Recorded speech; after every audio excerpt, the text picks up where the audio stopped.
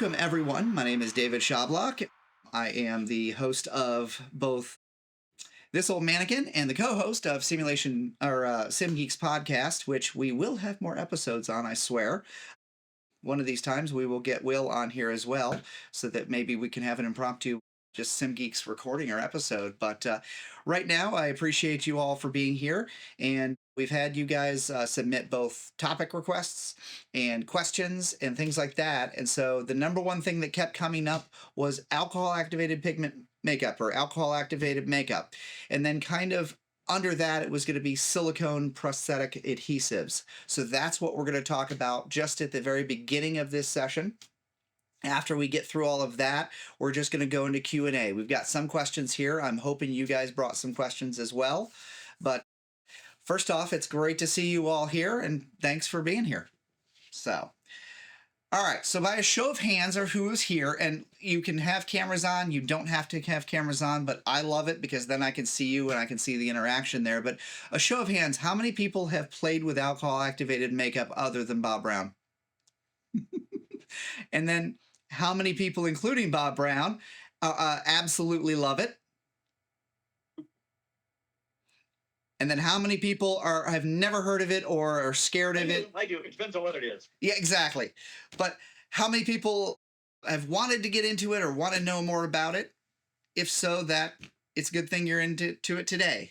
So we are all familiar for the most part with cream makeup. They come in all kinds of different wheels. They're very accessible. It's easy to get to.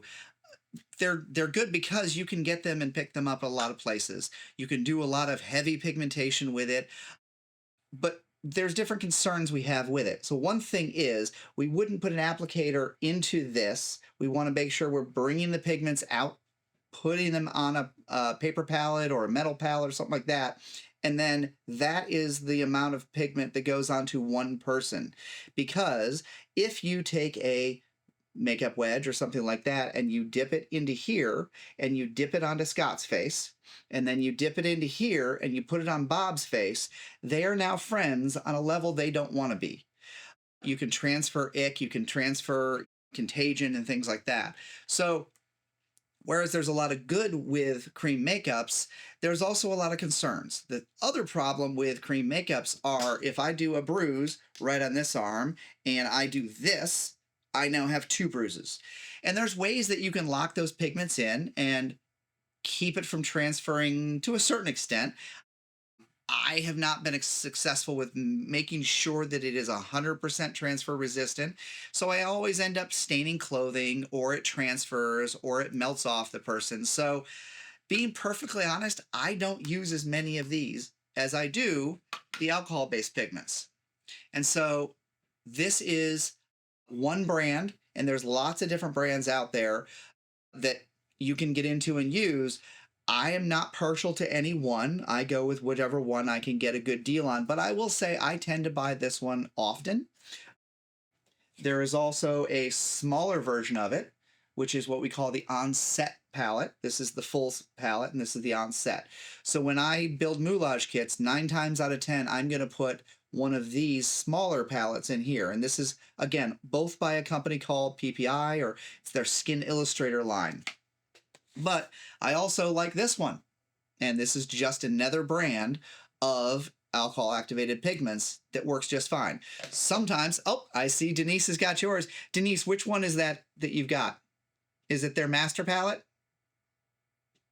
It's the European Body Art Master Palette, and then Nice. there's a blood palette. Oh, this is the blood palette that I have here, and we use this a lot. Do you? Nice. And that's the thing is that, so here's the good and the bad with it. First off, let's go with the bad. This is currently, I think, about $106, and that's a lot. When we're talking about these are in the $25-30 range, you can find about $30 range. This is a big step up and a big ask. Well, when we get to this size, it's about $60. So not quite half, but about half. So it's a lot more pricey, but here's what I will tell you is it lasts a really long time. And now this isn't, can you tell I'm using a green screen because it's definitely trying to block my green makeup there. It's always fun when it does that. But if you look, this pigment system here is old. All the little edges are curled up. One of them here, I've actually gone straight through. I have had this palette probably 8 years, and I've never refilled it. So the thing about the alcohol pigments are, yes, they're pricey, but they last so much longer. This also is one of my favorite palettes here, and I use it quite often. Again, can you tell which one's green? But they last so much longer. Now, if we're talking about our cream makeup, we just told you how it's easy to transfer. The consistency of this is very creamy, and it's kind of like Vaseline. So would anybody in here ever put their finger directly into this? Never. You're not going to. Well, but with alcohol makeups, I can literally just go ahead and go from well to well, and I'm grinding my finger in there, and nothing is transferring off. Absolutely nothing. Because just as the name implies, you have to activate it with alcohol. Okay? So it does not move. And if you've seen a movie, any movie in the last, what do you think, Bob, 20 or 30 years? They're using alcohol activated pigments. Oh, yeah. I mean, at least. So they are, Absolutely. and that's why it says right on the front, it's the professional makeup application, or it's a professional makeup system. The beautiful thing is, because only alcohol activates it, that means once it dries the alcohol off of it, it's not going to transfer. And it's also waterproof. Can anybody here think of a reason why waterproof makeup would be good? Say it. Somebody. Wet. So wet, says the person from Alabama. Yes, because we a lot of times are doing makeups not in professional air-conditioned spaces. We are doing these makeups very, very quickly out in the nasty, humid, sweaty, nasty place. This is why this is my favorite makeup system, especially for people. Now, remind me later, we'll talk about the caveats with dealing with mannequins, because it's a little bit different depending on what the mannequin is made out of. But also thinking about how this works, you have to think about how a pigment system actually works. My favorite application method for something like this is a makeup wedge, which is those foam wedges. I usually tear them in half. I pick off the edges, and I'll pull some pigment out. I'll put it to a palette, and I will apply it off there. Because this is a very thick, viscous material, I know it's going to stay on the surface of my makeup wedge. Now, I told you that this is an alcohol-activated makeup. So that means that this is 99%. You have to have at least 90%. But 99% isopropyl alcohol I have in my kit and all over my shop because I use it for everything. And that's really what you want to use. Notice how just absolutely liquid this is. But when you don't think about things and you're used to pigmenting with a makeup wedge here, you're going to grab a makeup wedge and use it with this. I know because I did it. And everybody told me how great these alcohol pigments were. And I would use my makeup wedge in here, and I would spray some alcohol in there and try to get some makeup on there and try to get it on my person, and I would not be able to get very much at all because I never slowed down and think about the actual usage or the actual viscosity of the makeup. That little wedge, what do we call that thing? Anybody? It's a makeup sponge. I know this seems really simple, but sometimes I have a really thick head. When I take a sponge and I take a water-like material and I put it in there, it doesn't stay on the surface. It goes and it pulls all the pigment across into the sponge, and it doesn't let go of it because it's actually going to be in the actual makeup wedge.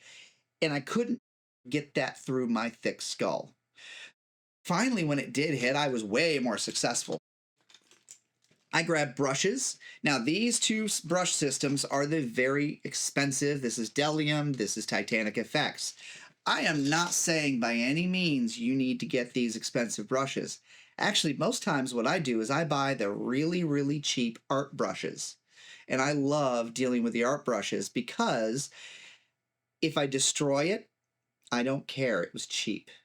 Or I might actually intentionally destroy it because sometimes I will grind that brush into the table or the desk I'm working at and bend the bristles and break them because that will get me a different texture or make a better organic application of pigment for what my needs are. The other thing that I use to apply pigments, alcohol pigments with, is a chip brush. You can have these expensive brushes if you really want to, but cheap art brushes and these chip brushes are the best thing ever. Now, the biggest thing with a chip brush is, first off, these can be had for what, 50 cents, 75 cents, something like that.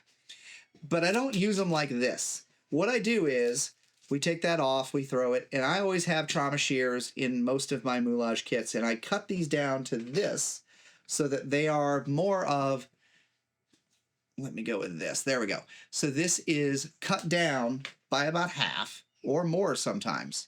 Okay, so that is, there we go. Cut down by probably 2/3 so that we actually have a very stiff sort of bristle. And do you notice what I'm Pavlovianly doing right now?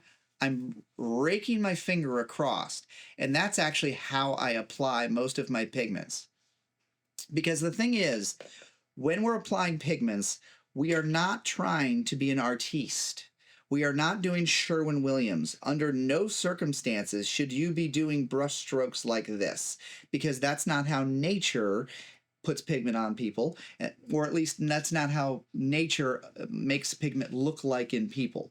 So we don't want to paint people like Blue Man Group or anything like that. We actually want to put bits of pigments on and spray fine mist of different pigments, and that's how I do it. Bob can, we'll call Bob in here and let him tell you the other ways he's doing it because he's done it professionally for a very, very long time. But this is how I do it. And well, no, I do it the same way. Good. And that's, I mean, I do it the same way you do, David. Yeah. Good. That validates what we're saying then. I want to know if Charlie's behaving. Oh, Charlie's behavior. I just want to interject really quick here. Please. With the chip brushes. Yep. It drives me crazy because there's always a hair or two comes flying out, gets in my silicone, it gets on my paint job, and I have to pick it out and I ruin my paint job. Well, a makeup artist that is really well known showed me a trick, and you take your chip brush and you take super glue and you just put it right along the edges, right by the metal, and let it dry, and you'll never lose another hair from here again. Because what's neat is the way that these are made is it's putting most of the brush tips around the outer edge. And I can't remember who's the one that came up with that one, because I couldn't remember to credit them, because I'm a big fan of crediting where I get things from. Do you remember who it was? I don't. Okay, I've heard it that's from fine. several different makeup artists. Yeah. So we are just. So put it at the edge where the bristles meet the metal. Yes. So basically, just like I'm doing with the finger. Gotcha. So you'd put it just along there, and that way it doesn't shed. Because, again, this is a very cheap brush. One of the reasons why people buy the very expensive bristles are they can hold up to, anything. What I always say is I buy these very cheap artist brushes, and if I would walk up to one of those brushes and even whisper the word acetone, it would just be like a dandelion in the wind. All the little bristles just go off. So that's why I don't really care about them. I just throw them away because I'm lazy.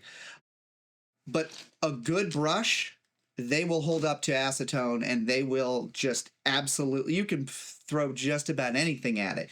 But again, you're talking about, this is 3 different sets of brushes, well over $200 in brushes. So I had to shut the door. You were scaring Gypsy. You were being loud. Oh, evidently we were scaring my peer because I was using human voices, and she doesn't like that. But anything to add before we show how to do this, Bob? Well, just really quick, I got a couple of little tips for your little cream makeup. Yes. The one thing you can do and this is from Michael D. Silicolor, and Yep. it makes your cream makeup with Silicolor, or you can put Silicolor over the top of your cream makeup, and it will make it just like an alcohol activated makeup. It'll make it that permanent. Really? And that waterproof. So the same guy The that other made thing is, Water-Melon. when you were talking about your sponge, and you can't use. Yep. Yeah, right. So we made Water-Melon and make Silicolor. It's great stuff. You can do a lot of things with that. As far as your sponges go and using alcohol-activated makeup, the one thing that most people don't know, but maybe the women probably do, I never knew for many years, is when you have a sponge, usually an egg sponge that I use, is to put it in alcohol first, allow it to soak up the alcohol, squeeze a little bit out to go in your alcohol-activated makeup, and it doesn't suck into it, because you've already got alcohol there. Works really well. It's not perfect, but it works really well.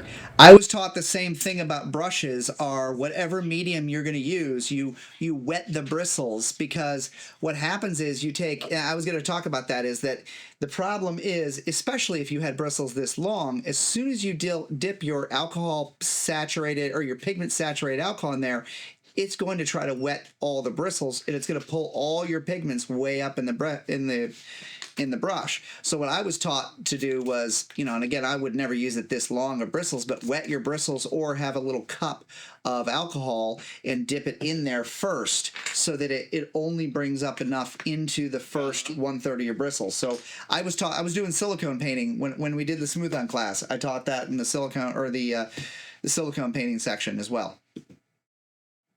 Cool. All right. This is my Really go. Just I got these things. So another really quick tip that I do, especially if it's on a live role player, or Yep. It can be a mannequin, it doesn't matter. When you do your chip brush thing and you're splattering on your color, do your first color, and then you take a sealer and lightly spray the sealer over the makeup, then put on your second layer with your chip brush, seal it, your third layer, seal it. Now you don't have to do this, but it'll last a long time if you do it that way. And you won't have colors running together, because sometimes you get a big blob of alcohol that goes on your paint job and you've ruined it all. Yeah. So I seal between layers. Between layers? You're pushing the green screen, baby. Yeah, we'll talk about some of that.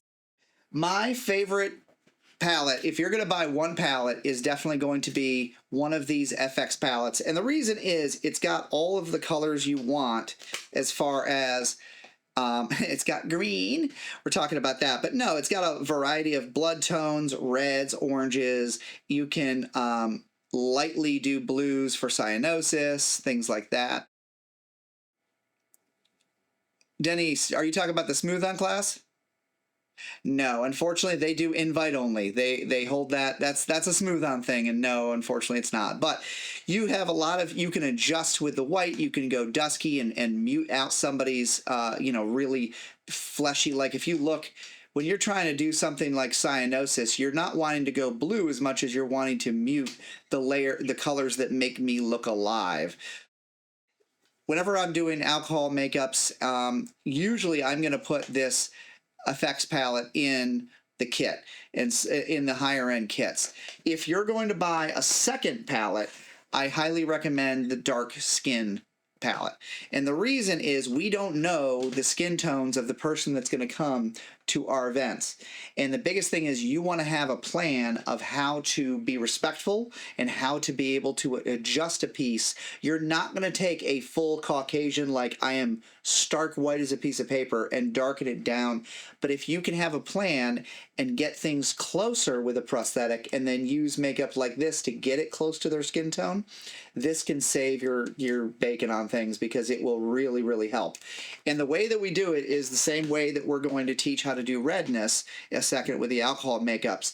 And it's just with a chip brush and you're basically taking a mist of pigments.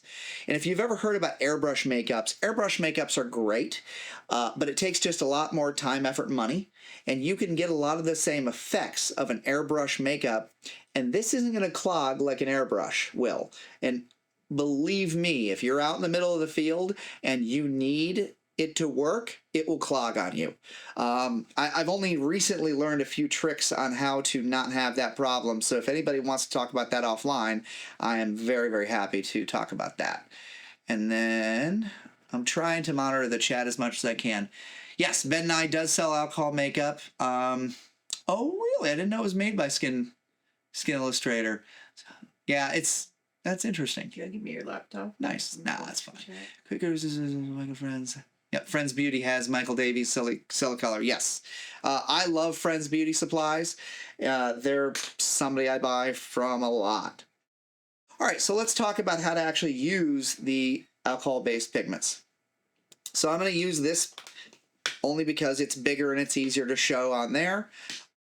I keep 99% isopropyl alcohol in my kits all the time. I don't care if it's the little kit that I don't have a lot with, I'm always going to need it.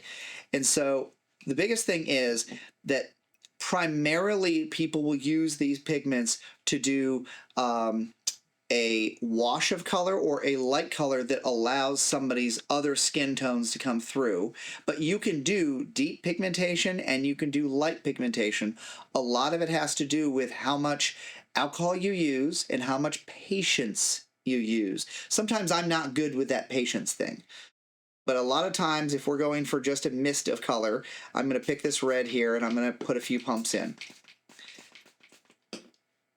One thing I want you to learn from my mistakes are make sure that when you're using these alcohol-activated makeups, leave the top open until they completely wick away. Don't close it with alcohol in there because you can actually melt the container and have all kinds of badness happen. So if you're using alcohol-activated makeups, just leave it open for the remainder of the exercise, and when it's dry, close it and put it in your kit. Where's your melted one?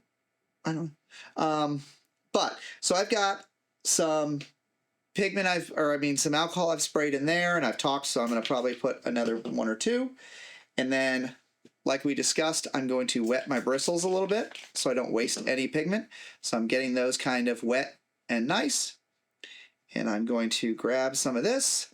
And usually I use my hand to start with.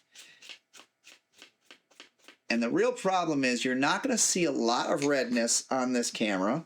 So I'm going to have to overshoot the mark just a little bit.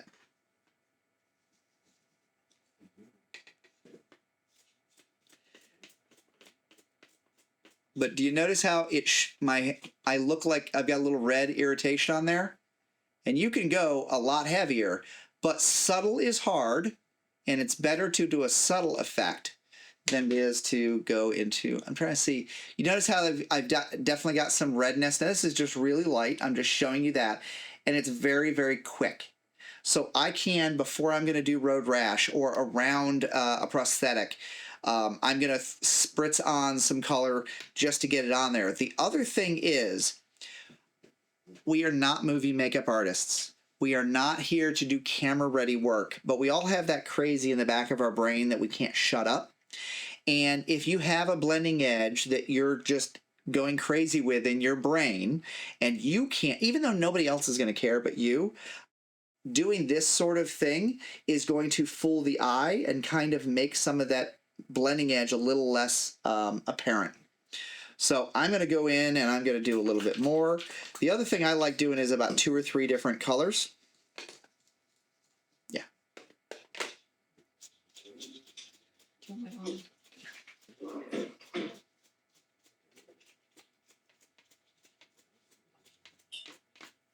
going to see if I can. Are you with us, David? Yeah. I'm trying to see if I can get that thing to focus. But it's very easy and very quick, and I can get some redness on there. And the biggest thing is, once that alcohol wicks away, it's not going to go anywhere. Even though it's on the palm of my hand, it's going to stay. So it's not going to go anywhere. Bob, do you have anything to add about it so far? No, you do exactly what I do. Good, good. I'm always checking in with Bob because, again, he's been doing it, like longer than anybody I know. If You know, the one thing, David, is that doing it, like you mentioned, doing it for movies, which is what I've done now for the last 25, 30 years, and doing it for sim, it's two different tools. And so I'm glad you mentioned that because, you know, a bad edge is a bad edge. You can hide it with like color, like you're talking about, to fool the eye. And in movies, you really can't do that now with all the high def cameras and stuff. But with sim, you know, yeah, exactly what you're talking about. That's the way it should be. Yeah, I mean, we're trying to meet a learning objective as quickly as we can, and you can spend a lot of time, effort, and money into really doing a lot of work to hide that edge. But how many people here have that amount of time? Nope. And that's I always talk about that in all the moulage classes I teach, is that it's so easy to chase that sort of thing, and you have to just calm the crazy in your brain and say, hey, that's going to work. But if you can do some of these quick little techniques to hide it really quickly, then that's kind of butter. That works out great. If you're wanting to, go Bob. No, Oh, I wasn't going to say anything, but now that you said my name, you know, the thing when we talk about fooling the eye, Yep. what you do is if you have a horizontal line, then you're going to want to put a vertical makeup to hide that edge. This is your edge. It's horizontal. When you makeup, you want to make your makeup go vertical so that your eye will follow that and not the edge. I don't know if I'm making that clear, but that's how you camouflage an edge, is with an opposite direction of makeup. Nice. So now what I'm going to do is I'm going to talk about trying to paint a prosthetic. So I've got a silicone-based wound here. And what I did was I put some alcohol in there, and then I used some patience. And you have to actually let the alcohol soak in, and you have to just relax for a minute for it to actually permeate into those pigments to loosen more of the deep pigments up. Because whereas something like this, I'm just doing a light wash, and I'm doing a high, areas of high concentration and low concentration of pigmentation, because I just want an area of redness that looks organic and looks real. But for something like this, I'm going to want a lot more deeper colors into the actual wound itself. So that's why I grabbed this blood tone here, and you'll see, I don't know if that you can tell, but there's a little puddle of alcohol in there.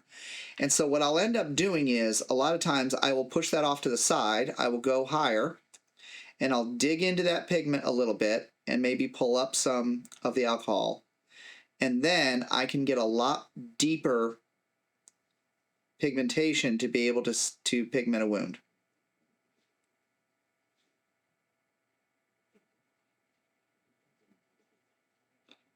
Now, I intentionally just went out of bounds there.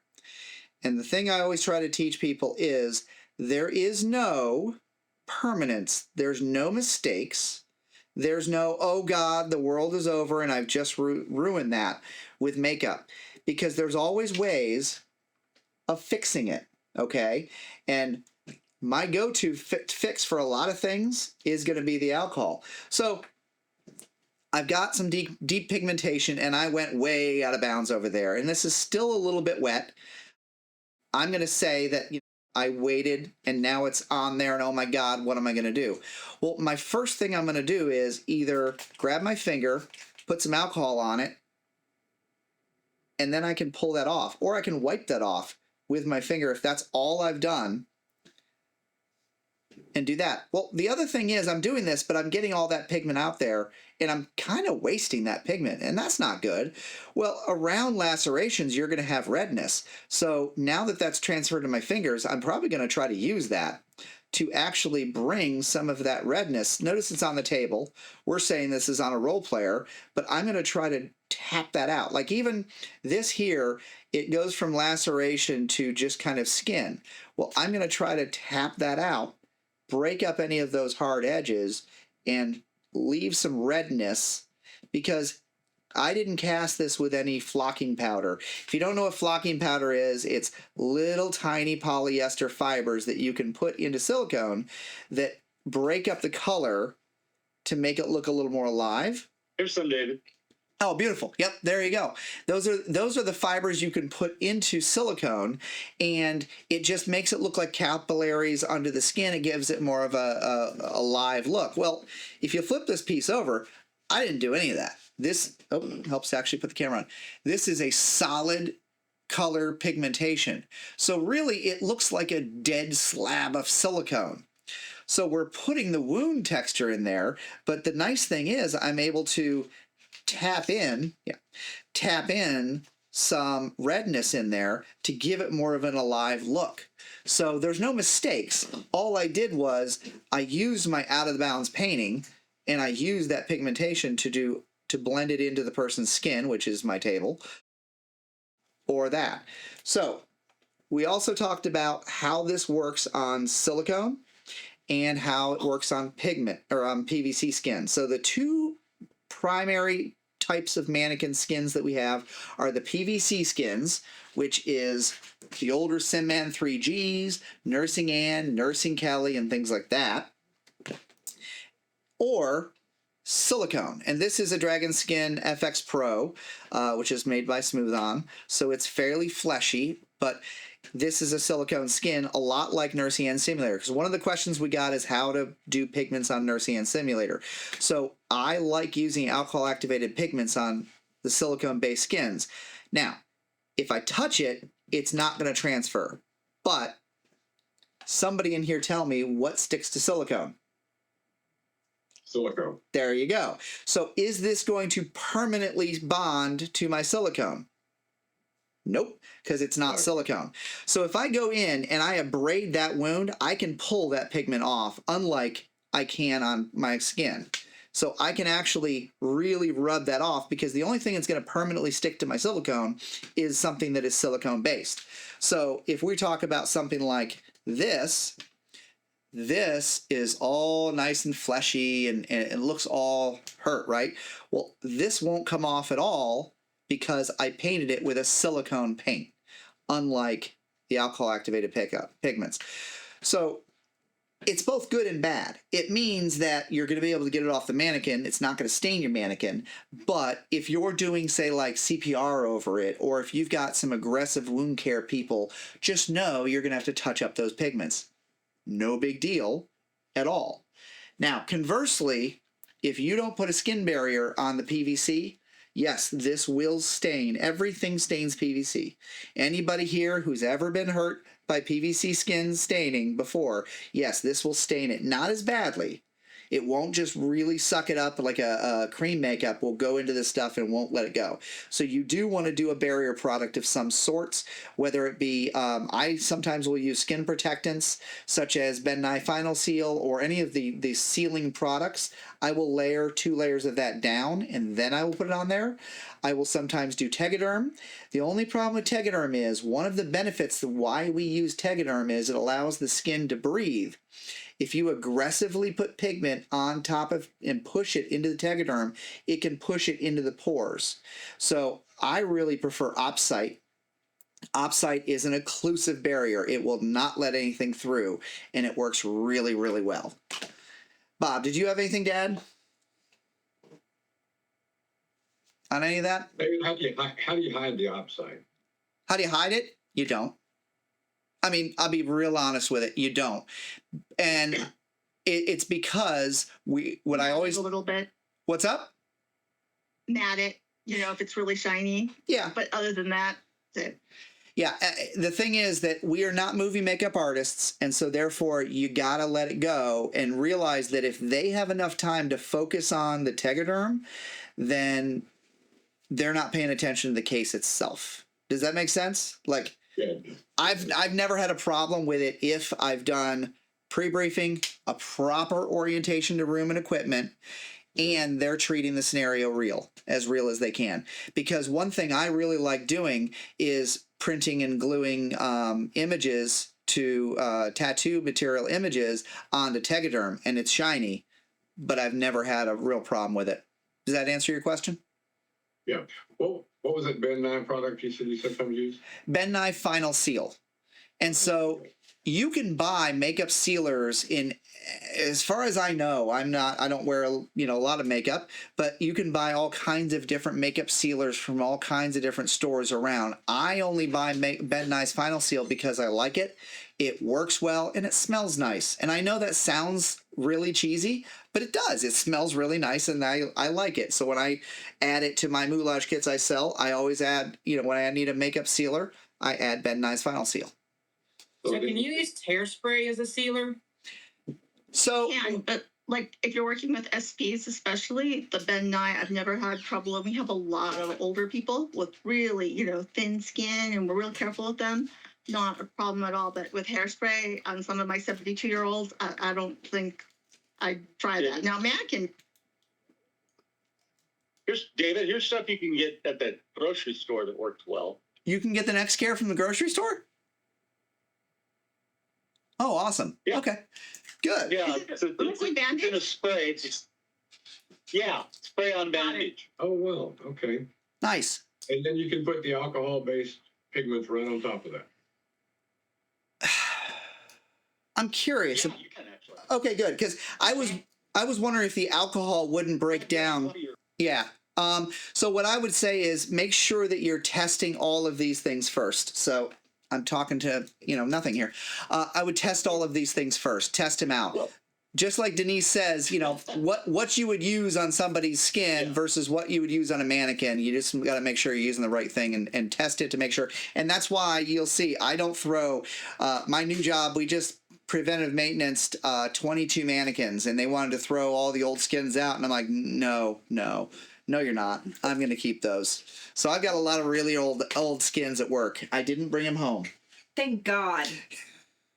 When I bring things home, I have to make sure that we run these things through my wife. So No, you don't run these things through your wife. You hide them in giant pelican cases in the attic until you bring them down, and all of a sudden they're covering the entire garage floor, and you go, oops. magic, things just appear. Well, So thank you for all of your wrapping and labeling in the kits. They're always beautiful, and he always gives you credit. Thank you. Yes. So, David. guys, oh I've yeah, been playing with these quite a bit. One of my biggest pet peeves is with Laerdal, the fact that they will sell you a pulse, but they won't sell you a skin to replace it. And unless you're an absolute expert, some of ours look pretty bad. So I was looking for something, that wouldn't fall apart. And you know what these are? These are tattoo practice skins. Yep. And what's really nice is the two colors are very close to a couple of like the old 3Gs, and these are, so we've been using those a little bit. But what's also good is with the alcohol paints, one of the things we've had a lot of requests for lately have been like strange moles and things. yep. So, you can kind of whip up a couple of things and just have them like ready to go. Because like you said, even if you are talented at this, if you've got 4 SPs and you've got a half an hour to get them all set up, it's frustrating if things don't go the way you want it to go.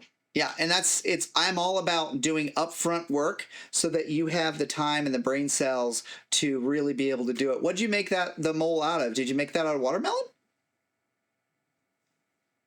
So here's the other laugh, and this was not my idea, but it did come from the sim board. You can buy these. They're basically like pasties, that goes in a women's bra or whatever, but they're silicone. They're sticky. Sometimes you don't even need anything, but like this one, like this is a bruise. So like I've done a number of these where we just have them, and then weird, I actually bought a pair of shoes that didn't fit, and it turns out they make these heel covers to go over your heels so you don't scrape them up. Well, what's great about them is, you see this? So you can put it on an elbow, I can put it on a foot. I might be able to put it on a child's head. And then I just stuffed it with some old shot pad or whatever to give it some feelings. But for me, one of the biggest challenges was anything that wasn't an open wound. Yeah.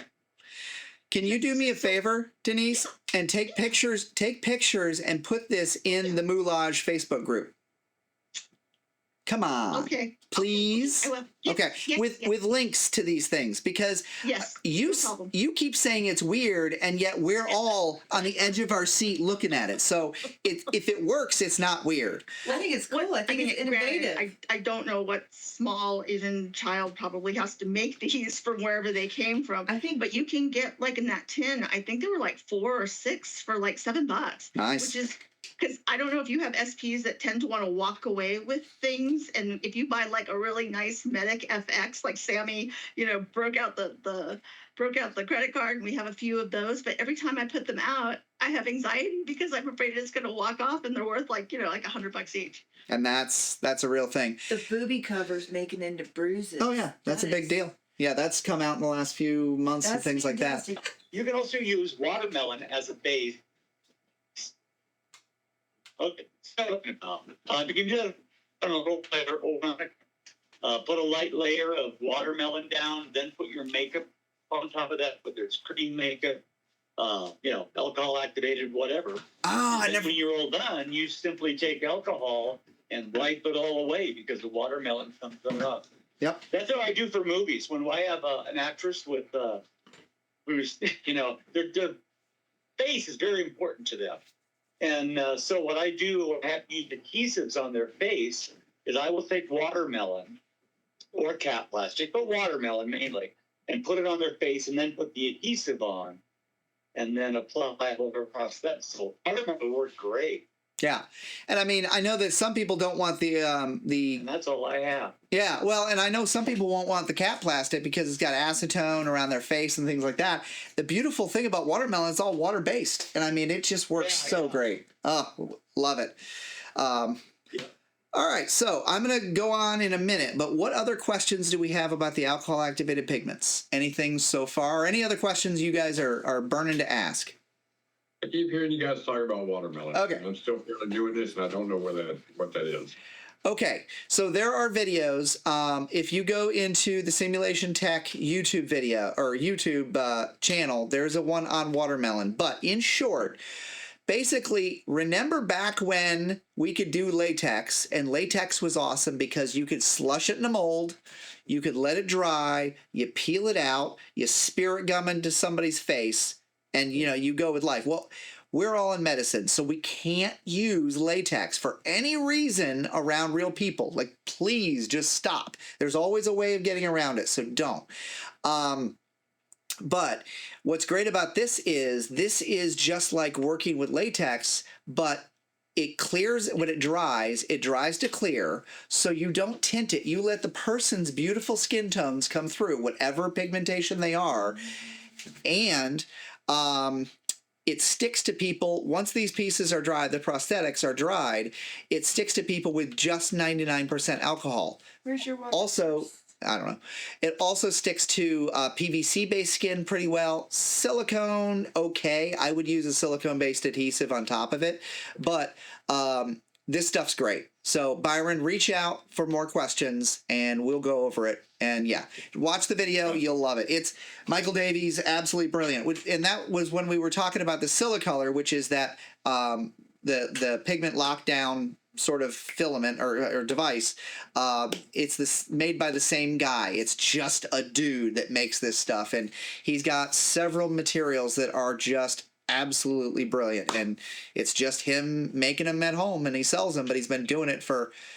So David, what would you paint the Water-Melon with if you needed to paint it? I use alcohol activated pigments, and so it just works. The only problem with alcohol activated pigments is if you have it too saturated and there's too much alcohol in it, you can actually melt some of the detail off. So if it were like, if you really cared about the skin texturing or something like that, you might lose some. But again, for what we do, we want to get the idea. We want the learner to look at it and go, that's a big cut. I need to do something about that. That's a gunshot. I need to do something about that. We just want to do enough to meet the learning objective and go on. So, David, the one thing you can do with your Water-Melon to make it so you can put makeup on alcohol activated, seal it, and you can seal it with water. And they have those at Walmart. It's for in the makeup department. just light spray, water-based sealer. Yeah. Make sure it's water-based, not alcohol-based. But you can put that on top of your watermelon. It won't melt it, but it will form a film, so you can now use your alcohol-activated makeup and not worry about having the watermelon dissolve. So instead of the Ben Nye Final Seal that has alcohols in it, you get a water-based makeup sealer on top of that, and then you put your alcohol paint on top of that. Is that what you're saying? And a water-based sealer, I mean, they have it at Walmart. I've seen them. It's Good. NYC, or you can buy Blue Marbles sealer or whatever. But Yeah, PPIs. yeah, water-based. Yeah. Blue Marble's the good stuff. That's the more expensive. Yeah, Blue Marble. Okay. Yep. Blue Marble. Blue Marble is made by the same people that make Skin Illustrator. It's PPI, and it's pricey, but it is a very thick, very good makeup sealer. So, but hey, Bob, if you can you post a link or post a picture of that in the Moulage group with the one that you can find at Walmart at some point? A link to. Not a link, but a picture. Just put a picture of what you're talking about, water-based makeup sealer that you found locally. I might have some in the back. Oh, okay. Take a look. Cool. So Bob was so nice to me a few months ago because I was dealing with this exact problem, and it's the one thing that just like has evaded me is I have an extra kid skin, and we do a sim every semester where it's allergic reaction. Yep. Right. And I can never. I'm telling you, and when I can take my time, I can do okay. I cannot make that rash look like that bright pink rash to save my life. It got a lot better because Bob told me about, flecking instead of trying to. And I think it might be that I have to find the right colors. There's nothing that has the tint that's pink enough. Everything looks like blood, so it ends up looking like a burn or a bad road rash. But I just can't get that anaphylaxis. Okay. I don't know. Let me see. Let's see if you like this one better. And I keep opening the wrong way, but I think that, and that is the blah blah blah blah blah. Yeah, this is the DT blush or the light mauve or the dark mauve. That corner. I think that might be what I'm missing because even if you thin it out, it's still that kind of blood tone on most of my alcohol. Why would that be, right? And I just don't feel like I get that really, and that's one that it would be worth the time and effort to do that skin and just have it and be able to, instead of knowing, okay, we're going to need an extra 40 minutes to set up Junior. And so then the next thing I do is what I will do is do anything to break up the texture. So I'll do the flicking, and sometimes I will spray on my paper towel or get a sea sponge, and you can just dab it. So if you have an area you don't like, you can redistribute that pigment by spraying it on there and just kind of crinkling up paper towels. Especially, I really like the brown paper towels, the more textured wood ones, because they get a good texture on there. And I'm telling you, in a pinch, I really like using that because you can break up colors, and you can actually, if all you have is your cream-based makeup, you can thin cream makeup with alcohol and get some of the same effects. Just realize, cream makeup will stain, will transfer. You can lock it down with some of the things Bob said. But just, if that's all you've got and you've got to get through that effect to do it, I like doing that.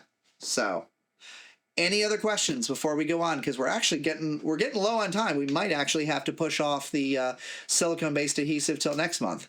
Is anybody really, really wanting to hear about the silicone-based adhesives? Is that what Bob's talking about? No. Hold on. Yeah, I'd like to hear a little bit about it, but. Okay. So what about cleaning brushes after you do this? Just in the alcohol, David? yes, I do that. There's also, I've got a makeup, I can't get to it right now, but I've got a good makeup cleaner. But as far as with the alcohol-based, and actually, let's bring up another thing. I lost the pigment, or the picture of it. So, before we go on the cleaning thing, remember how we said that cream makeups, we have to be very cognizant of transferring ick. And whenever I teach moulage courses, I always tell people, if you cannot certify to me that this has not been dipped in, touched to people's skin, and dipped back, throw it away. Now, we made a big deal about that, right? So be safe. But did I mention anything about this? Nope. So let's go back to, and I know this is scary, but let's go back to the days of COVID. We cleaned our mannequins. Our hard surface, I used 10% bleach solution, but my surfaces of mannequins in electronics, we use 70% isopropyl alcohol because according to the EPA, it has a 1 minute wet time. What that means is I have to visibly see it wet for 1 full minute and it kills all contagion. Everything is done. Well, I'm using 99% alcohol in there. And what's the difference between 99 and 70%? 30% water or 29% water. So as long as this is staying visibly wet for at least a minute, you're killing everything you're putting into this. So I had that theory for a very, very long time. And Melissa Street is a well-known makeup artist. She's a doll. She's lovely. But she is really big on sanitization, doing things the right way, doing it clean. She's been working in Hollywood during all of the lockdowns and all that. And she was like forefront how to do things right. And so I got her on one of her live streams and I said, hey, I'm pretty sure as long as this stays wet for a minute, it's clean, right? And she like thought about it for a minute. She's like, yeah, you're totally fine. So it's easier to use because I can use it straight out of the pot because as long as that pot is staying wet for 1 minute, it's killing everything in there. That's pretty cool, isn't it? Okay, but getting back to what you were saying is, yeah, I will clean my brushes either with isopropyl alcohol and paper towels and just do this, or do you notice how this was already red? I just keep certain ones in my kit already cut down, already pigmented up, because then I'm not going to lose the pigment into the brush again. Whoops, I'm throwing things around.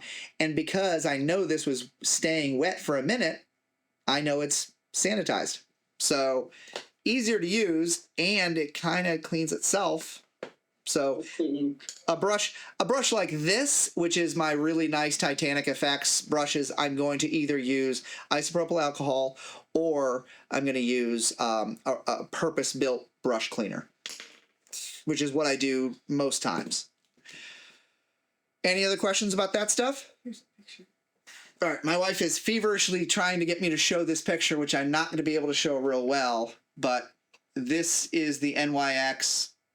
Yeah, I'm not going to be able to get it, but it's walmart.com, bear with me, water-based sealers. And so that is $9.97, so $10 for, it looks like 8 ounces, but don't quote me on that, for a water-based sealer. So we'll have to get some of that and test it and do a video on that, which now that I'm done with the Smooth On class and I'm done with a lot of things, I'm going to be able to make more content. I am going to release a lot more videos. Bob and I, like I said, have a lot of things in the works, so you're going to see a lot more with me. So we all know that the only thing that sticks to silicone is silicone. And so there's a lot of different rumors out there as far as what glues will stick to our silicone-based mannequins. There's a lot of people from a major manufacturer of mannequins that are saying mass to sole will work, and it just will not. And the quickest way to tell if anything will stick to these silicone-based mannequins is read the instructions and read what it's made out of. And if the word silicone is not there, it's not going to stick in any way, shape, or fashion. So Laerdal ships with the blue 3M tape. It sticks okay. I'm not a fan. It's there. I own it, so I'll tape an IV down. The biggest thing to make it more successful is making sure you're cleaning the skin. So whether you use that 99% isopropyl alcohol or not, make sure you're cleaning the skin off, because the dust, the dirt in the room, or just people touching it and getting the oils will not let it stick as well. But once you've cleaned it, I'm a big fan of, there's a lot of different God, I love the smell. silicone-based prosthetic adhesives. So this is Dermatac made by Smooth On. Now, I am not sponsored by Smooth On. I taught a class with them. I love them. I use their products all the time. But, I'm not paid by them to say it. So that's why I also have Westmore Effects. I've got PPI has both Telesis 8 and 9 and everything. we've got Krylon has one. We've got Snappy G has one. There's a lot of different silicone-based adhesives on the market. Now, with saying all of that, most times I'm using Dermatac, okay? So I really like a little dripper bottle of Dermatac because if I've got a prosthetic like this, now I personally love my self-stick adhesive ones. These here, you peel off the back, it's sticky, it'll stick to my mannequins. But every once in a while, if you need to really have it hold down to a curved surface or whatever, I'll use some silicone-based prosthetic adhesive as well. But this has nothing on it at all, okay? So I need to first clean the surface. So all I'm going to do is take a clean paper towel. I keep throwing stuff at you. I know, baby. And I'm going to take my spray bottle and I'm going to clean the back of it. You can use other cleaners. You can use things like Novox and acetone, and there's a lot of different things you can use out of there to clean. But I usually just show people with 99% isopropyl alcohol because you should already have it in your kit. I'm hoping if you remember anything out of this whole message is get a pump sprayer of 99% isopropyl alcohol. You'll be glad you did. But I cleaned my back of my surface here. And what's cool about having these little dripper bottles, I can use these bigger bottles, but you have to use a brush. And so you'll have to paint it on there. And for something that is this big, I probably would want a brush. But usually I'm doing smaller prosthetics. These are big just because on camera I can show them a lot easier. And they show up, you know, to you easier. But what I want to do is... Your brush is clean. Thank you. It is a clear glue. So you probably can't even see the drip on there. And it is, most of these are what's considered a double contact adhesive. It's a pressure adhesive. And the thing is, you have to have that P word that I'm not good at. What was that P word again? Prosthetic? Patience. Patience, that was the word. So... Yeah, you have to, I don't have a lot of that. So you have to sit there and let it actually dry off. And so what I will do is I will take my glue brush, and I'm sure I have a glue brush in here. Yep, I got a big old chunky glue brush. Most of the time in the expensive brushes, the glue brushes are easy to find because they've got the wet bristles. They're a little stiffer. But what I'll do is I will put my silicone-based adhesive on there, and I'll take a little brush, and I'll wait until... You probably can't see it. I'm going to see if I can get it to come up on here. It just starts to grab. That's how you know it's ready. Okay, is when, now of course I probably pulled off too much of it. But, so what we're going to do is, what we're going to do is put some onto here. And then we're going to put some onto a silicone surface. So I'm just going to drip some on there. And I'm going to take a brush. It doesn't have to be a fancy glue brush. And you want to put a thin surface on there. Now, if I'm putting this on a mannequin, which is a lot of times what I'm doing silicone adhesive for, do I need to paint the entire inside surface of this? Is that mannequin going to do things like this and turn? And the problem with people is people like to bend and their skin moves, or if they're on the face, they like to do things like, you know, drink and eat and stuff like that. But a mannequin, their skin stays. So you don't have to worry about it as much. So with this stuff being pretty pricey, and it is, but again, like the alcohol-based pigments, it lasts, I usually will only go on my outer edges. So I'm only painting it on here because this is just for a demo. And what I need to do is grab a slab of silicone-based skin. Well, I happen to have Stuff at me. one right here. With Pyrenees hair all over it. But what do I need to do to this surface now that I just pulled this out of a drawer somewhere? Clean it. Wait, Don't forget to clean it. You gotta clean it. I only say this like this because you know what I tend to do? Forget to clean it and wonder why it doesn't stick well. So make sure, because I got a big red fiber on there, you want to clean off your surface. And for best results, you really want to put this adhesive on both sides. So I'm going to do that.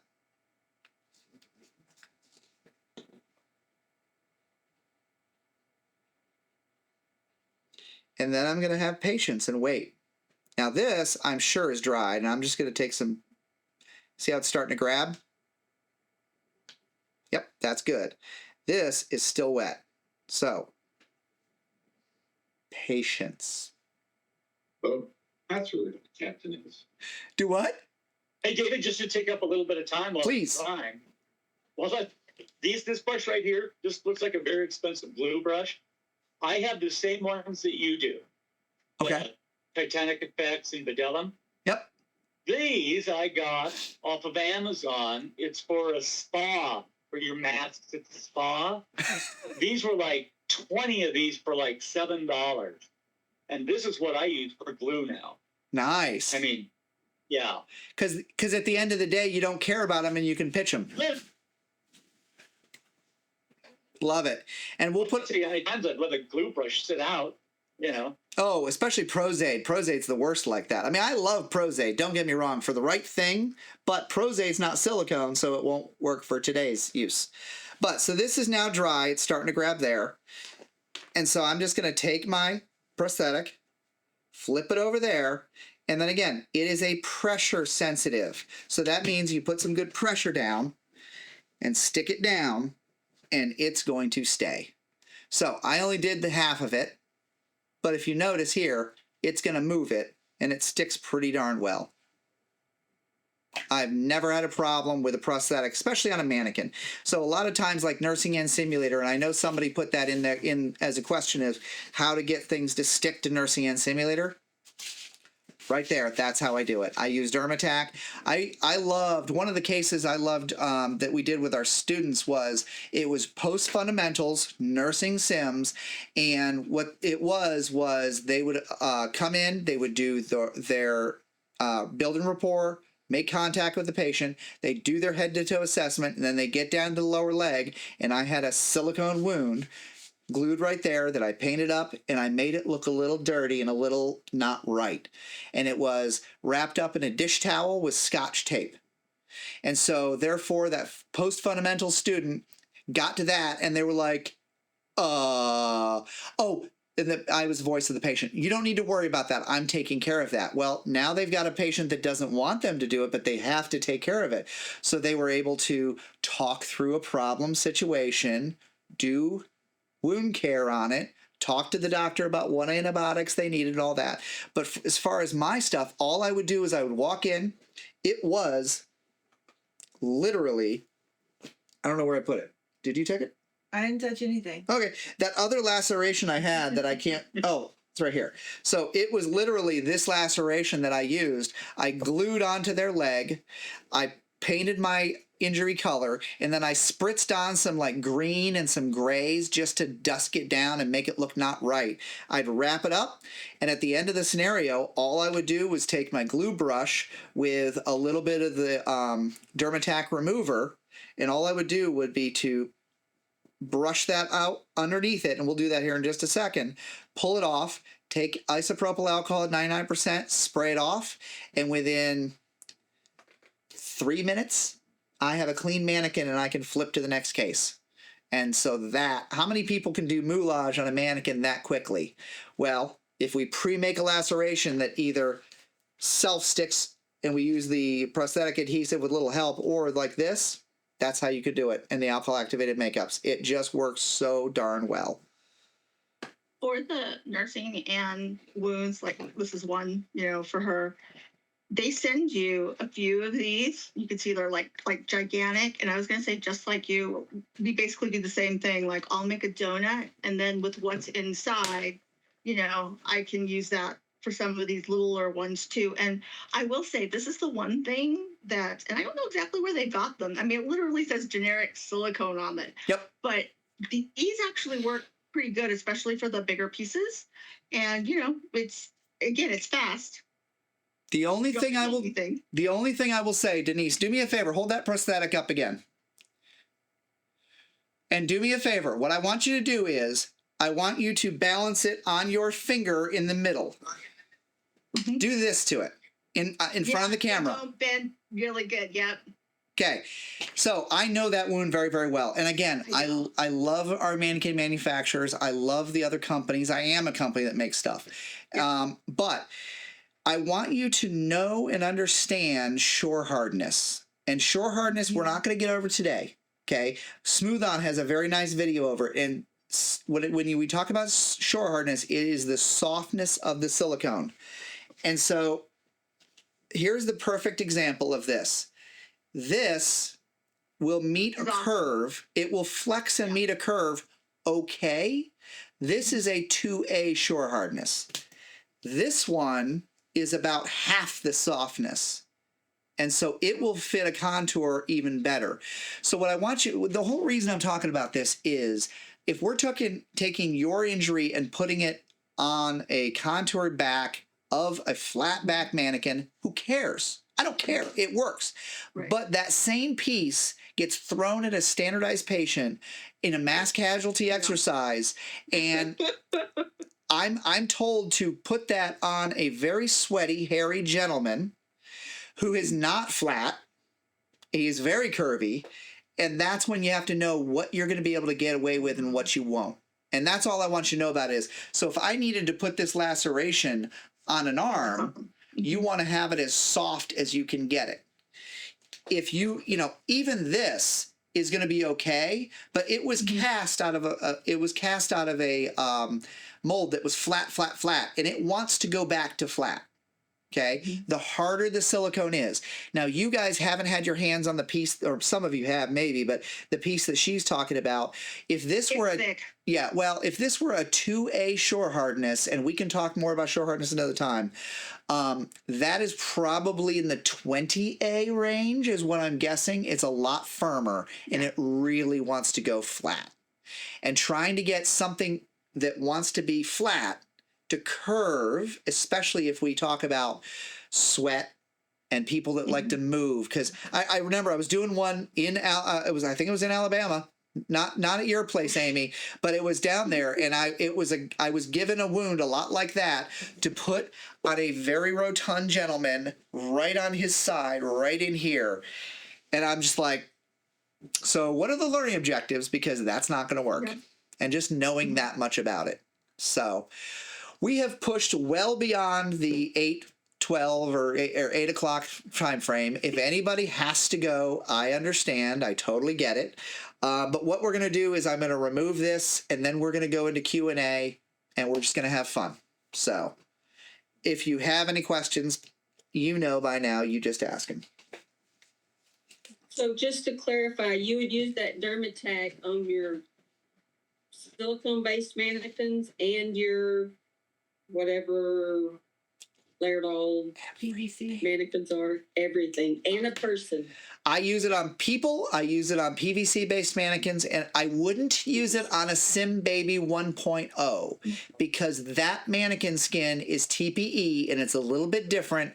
And that stuff is, I would only use Tegaderm and be very careful if anybody still has a Sim Baby 1.0. Now, the current generation Sim Baby silicone, let it all fly. Yeah, I am pretty much a silicone-based adhesive guy, and just knowing what I can put it on, and that's why, like, I'm going to be offering prosthetics, and part of the thing I'm going to be offering is, do you want it in this shore hardness? Do you want it in this shore hardness? And I'm going to be telling why that's important, and there's going to hopefully be videos and all that.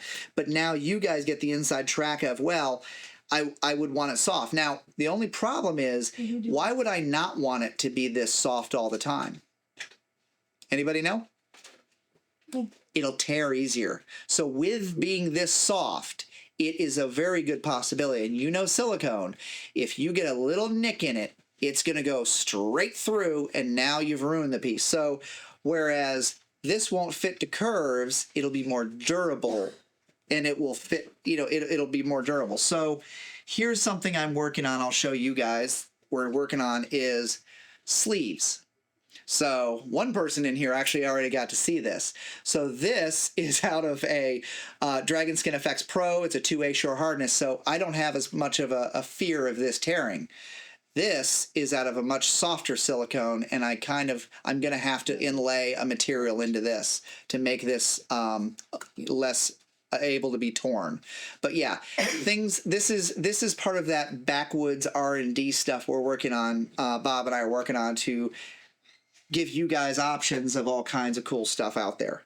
All right, so let's talk about removing this, and then we'll get into other Q&A on that. So I just take the same brush and I dip it into there. Anytime I'm removing a prosthetic, usually what I like to do is let gravity help me. So this, I only glued half of it, but we're going to say this is on somebody that's standing right here like that. So it's vertical. So a lot of times, any sort of prosthetic removal I will do is I start north and I just want to paint in there. And you notice I just kind of like come under there and I make a little pocket. So what I did was I just made a pocket. I just started from the top and stuck that in there. And then I soak the brush and I allow it to stay into that little pocket. And so then all I do is I just kind of paint it in to allow it to remove it quickly. And then it comes right off. Pretty easy. Then I just use a paper towel or something like that with some of that. If you're using it on a mannequin, you can use other chemicals as well, such as Novox, which is it's a non-volatile hydrocarbon cleaner. Depending on what other smooth-on products you have, you may already have some of that. But when I'm removing prosthetics, that's what I like to do is use gravity. I make a little pocket, I load some material in there, and then I just paint right down so that the gravity is actually pushing it and peeling that away. So from here, all I'm going to do is clean that surface and go from there. What other questions do we have for tonight? Or does Bob have any other words of wisdom he would like to impart tonight? What was that other liquid that you used? Oh, so whenever I buy Dermatac, I buy the Dermatac remover. I buy it as a kit. So so anytime you have a glue, usually it has its own specialty remover. And you can buy it as a kit, which is Dermatac and Dermatac remover. I was going to say, the one mistake a lot of people make who aren't used to using silicone adhesives or Prosade for that matter, is when you put your remover on there and you soak the piece. Yep. You try and get in there and then you put as much remover in there as you can. But you've got to let it soak. A lot of people think it's going to automatically, magically just come apart, and it won't. Sometimes you have to sit there and wait for that to make the glue into, a soupy mess sometimes. So what you're telling me is you have to... Okay, that's what I was going to say, that P word thing. Yep. That's exactly it. Yeah. So, Byron, the cool thing about Water-Melon too is when you stick it onto people with 99% isopropyl alcohol, you can usually peel it off them or use like isopropyl myristate, which is one of my favorite frontline makeup removers because it's cheap and it's easily found. Isopropyl myristate is in any of my moulage kits I sell. I usually do that because it's an oily based, and it's the base of a lot of makeup removers is isopropyl myristate. And so the only thing you don't want to do, and I've done this, been guilty myself, is if it sticks with 99% isopropyl alcohol, you don't want to put more isopropyl alcohol on it because it's going to try to get it to stick. And I know that seems really, really simple, but again, if you don't think about it, you don't think about it, and it's hard. The other thing was one of my favorite podcasts is the Battles with Bits of Rubber podcast, Todd Debrasini and Stuart Bray. It's amazing. And really, I urge everybody to go back to episode 1. And that is on makeup sealers, it's on barrier products, and it's on adhesives.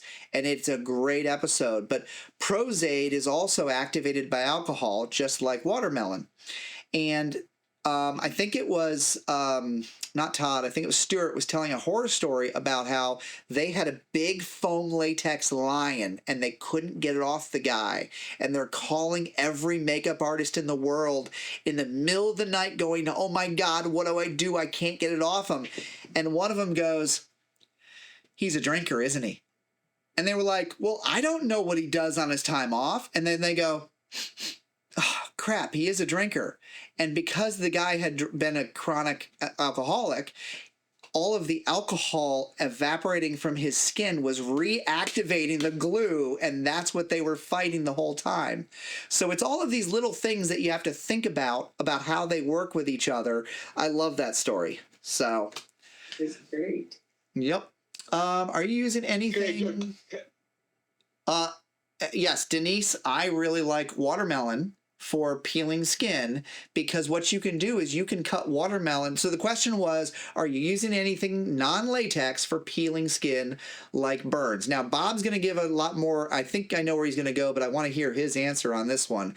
But before I let Bob talk, you can thin watermelon down with water and then make microfine layers. So you could put a release agent on a sheet pan, a very, very, very flat sheet pan, thin your watermelon down to almost microfine layers, and then have that peeling off the skin. But Bob, do you have any answer for this too? There's a lot of things you can use, and it all depends on, what you're going to use it for. Elmer's glue, remember that? That's great. It actually works really well. Yep. Sometimes we have to go back to the basics, and but there's a lot of things you can use. I don't know. I just like to keep it simple. I mean, there's a thing called Nernies. There's all kinds of stuff you can make, but really, Elmer's glue with a little bit of cornstarch. Yeah, it's great. I've heard people using methyl cellulose for kind of flaking skin. There's a lot of different. There's a lot of different things, and you can pre-tint watermelon. You just have to play with it to find what's going to disperse in water, and you have to have a water-soluble pigment. So, like your silicone-based pigments won't work. It's got to be something that'll distribute in water. So, what other questions do we have? David, when you're using isopropyl myristate, as a remover, the one thing you want to do is you want to take the piece that you used it on, and then the substrate that you applied it to, and you want to take some Dawn dishwashing liquid and clean them, because isopropyl myristate will leave a residue. It's an oil. And isopropyl myristate is what is in WD-40, and it helps make it work. I learned that from Michael Davey. Oh, geez. He and I were talking one day, and we were talking about, I was making an anti-fog solution for my glasses. Yeah. And I was using isopropyl myristate and a few other things. And he goes, oh, yeah. I said, yeah, that's what they're using WD-40. So anyway, so it is an oil-based cleaner. Yep. And so you want to make sure you get that oil off of your piece, or nothing's going to stick again. Oh, yeah, because when I spill that stuff, I spill it good. Yeah, she's been packing moulage kits because we're like I said, we're like this close to be able to release moulage kits on the website. There'll be 4 different styles, and we're repacking and repotting and making stuff. And she says, my wife was like, when I spilled the isopropyl myristate, boy, it just lubricates everything. And and that's what breaks up the oil and the glues. But like he's saying, you want to use a good remover to break the isopropyl myristate up, because you're basically forming a release on your piece that's not going to let things stick. So. Right. Alcohol, just regular alcohol won't do it. No, it won't. You have to have a degreaser. Yep. Yes, I you use do. Dawn dishwasher. Dawn, yeah. I use Dawn Power Wash every time I've spilled it on something. Yep. Because, man, oh, man. And that's my thing. So for these pieces here, what I'm going to do is I'm going to use my remover, but then they go in the sink with Dawn, and that's what is going to happen tonight. No, nothing's going to happen tonight. We're going to go watch an episode of Landman here in a minute. After I finish my episode of Tracker. Sorry. After she finishes her thing. So we're going to wrap things up here. Any last few questions? Since I've got this technically booked to 8:30, is there any other questions? Completely off topic is totally fine. Anybody got anything, or are we going to wrap it up for the night? Anybody want to see my haul that David, needs to be thank you shrink so wrapped? much for your input and all that. I've really enjoyed watching your stuff. And Good. And anytime I've had a question, because I'm really very new into this, you've been quick to jump back on and answer, and I really appreciate it. Thanks. Well, and I want all of us to do this. I mean, I'd like to say that I learned it from everybody talking about how forward and willing Dick Smith was, but really it's just that I've made so many mistakes that I'd like to keep you from having to make, and I just love sharing this stuff. So I'm just very, very happy. I don't know if you have my cell phone number, but I'm putting it in the chat right now. 513-593-6127. I know, I've got to say it out loud. So that's my cell phone number. It literally, you guys can all text me. I do not mind. Everybody's like, oh, you're going to be so sorry. You're going to hear from me all the time. No, it's fine. Yeah, I mean, Denise, how long have we been chatting? In August, it'll be 10 years. Yes. So, I mean, yeah, I've been chatting with her. That's why I got so excited when she popped up, because didn't the first time you and I talked, weren't you asking for a deep wound simulator for the leg? What we had was the in the older Yep.